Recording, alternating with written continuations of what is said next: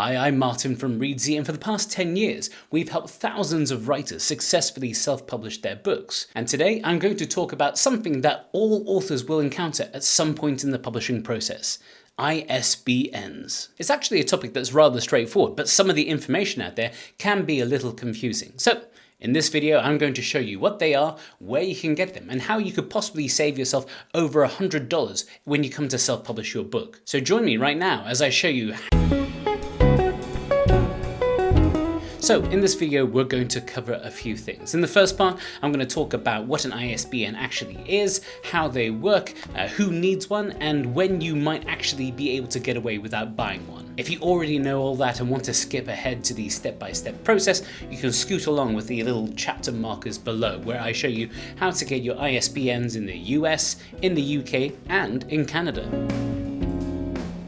ISBN stands for International Standard Book Number. It's a 13-digit identifier that's unique to every edition of every book. Whenever a bookshop orders stock, whenever a library catalogs your books, whenever a distributor routes it to the right place, they use the ISBN as a mechanism to make sure that all of that works. In a sense, it's sort of like your book's passport number. But here's what those 13 digits actually mean. The first 3 digits are 978 or 979.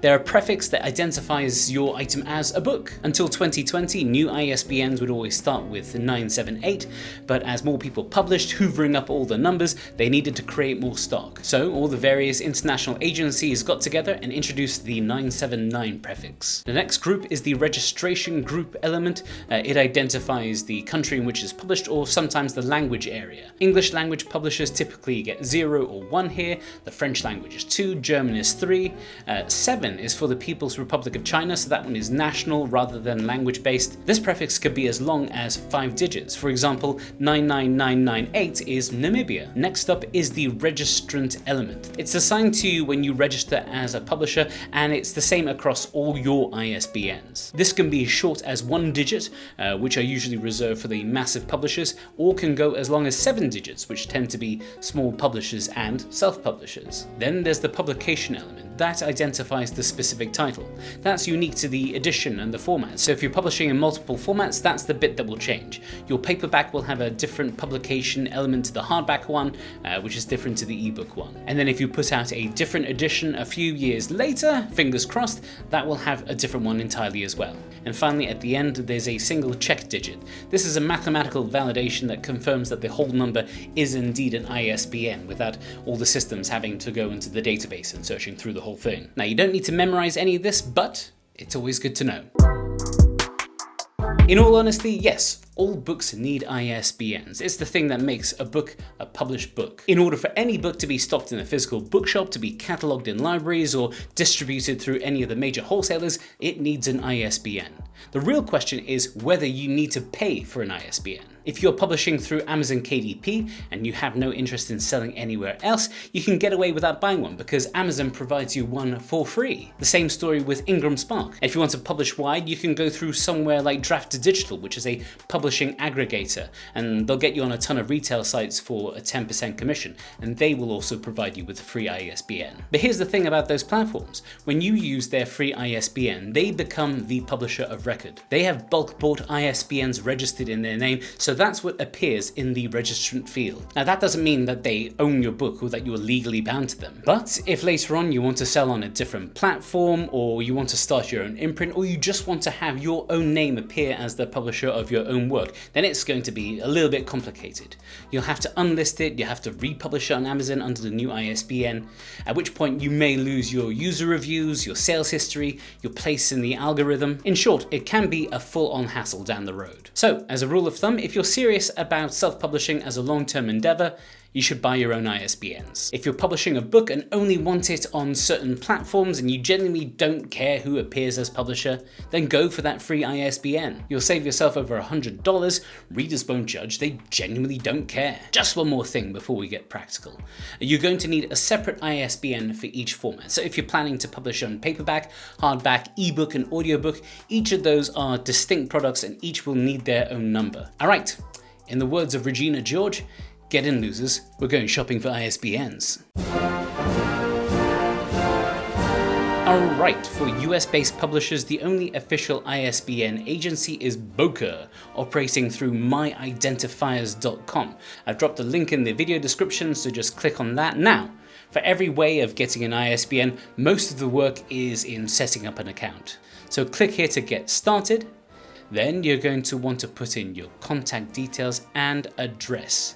This is the information that will appear in the ISBN registry, so make sure it's accurate and how you want to appear. Note that you actually have to be in the US with a US address to purchase an ISBN from Bowker.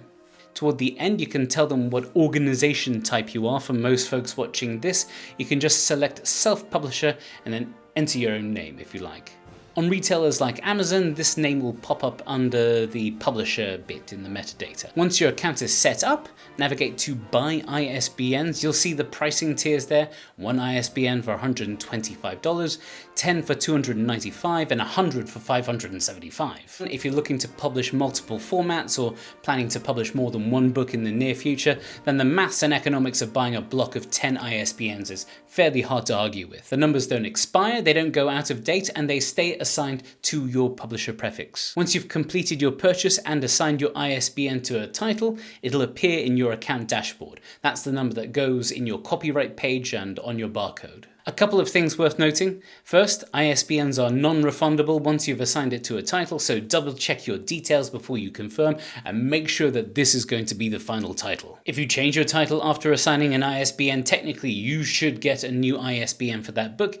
In practice, a lot of people don't, but this is the correct procedure, and we are in the business of doing things correctly, are we not? Then, if you want your barcode for books, which many retailers will insist upon, you can also get them on Bowker for $25 a pop, or you can get an ISBN and barcode together for $150. Bear in mind that there are free tools online that will let you generate one for free. I'll drop a link to some of them in the video description as well. And that is how you get an ISBN in the good old US of A. Alright geez, now that the Yanks have shuffled off, let's take a look at how you get an ISBN right here in the United Kingdom. For UK publishers, the official agency is Nielsen. You'll find them at nielsenisbnstore.com. I won't lie, the process is similar to Bowker, but I'll take you through it anyway. Create an account, or the usual name and address stuff. There are a few things you can skip. The bit where it asks for a VAT number is optional and only really applies if you're an Irish-based company set up for non-resident VAT trading in the UK.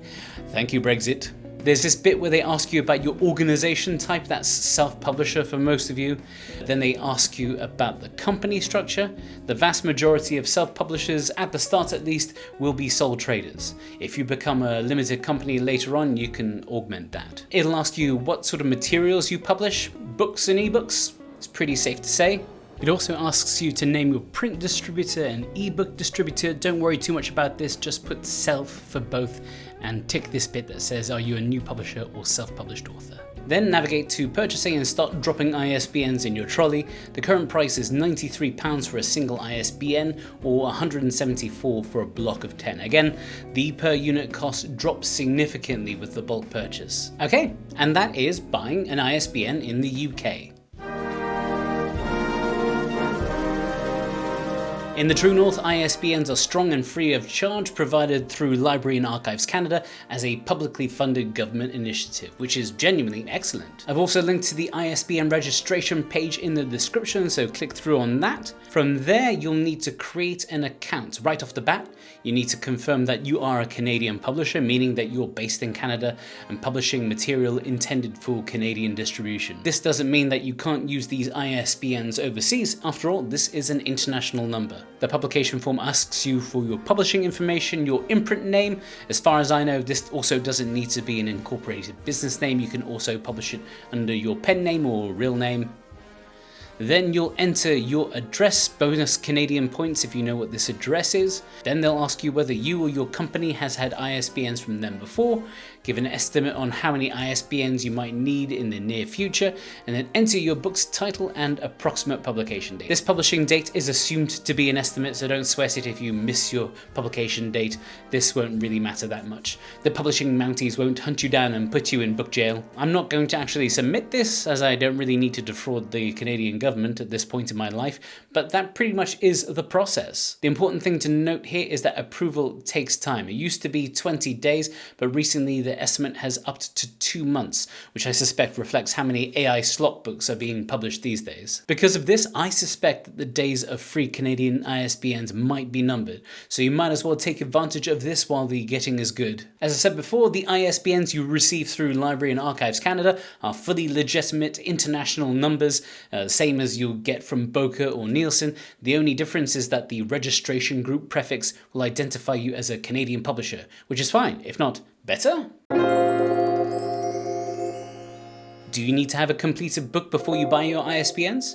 Nope. However, it is a good idea to get your ISBN early before finalizing your interior formatting and your covers. You'll want to have the ISBN on the copyright page and the barcode at the back of your print edition. Both of those are easier to do if you have your ISBNs before you format, rather than having to go back and insert it afterwards. So, apply early-ish. The numbers will sit in your account until you're ready to use them. So that's ISBNs, that 13-digit number that, once you know what it's all about, is a lot less mysterious than some make it out to be. The short version, if you want to keep things simple and you don't mind the trade-offs, then by all means go for the free option. But if you're serious about self-publishing and want to keep control of your publishing identity, then you're going to want to buy your own ISBNs. Get a block of them if you're publishing in multiple formats or you plan to be putting out more books in the near future, and apply before the book is completely finished so you're not scrambling at the formatting and design and the publishing stage. If you're working through the publishing process and want guidance from someone who's been there professionally, Readsy is home to over 1,700 publishing professionals across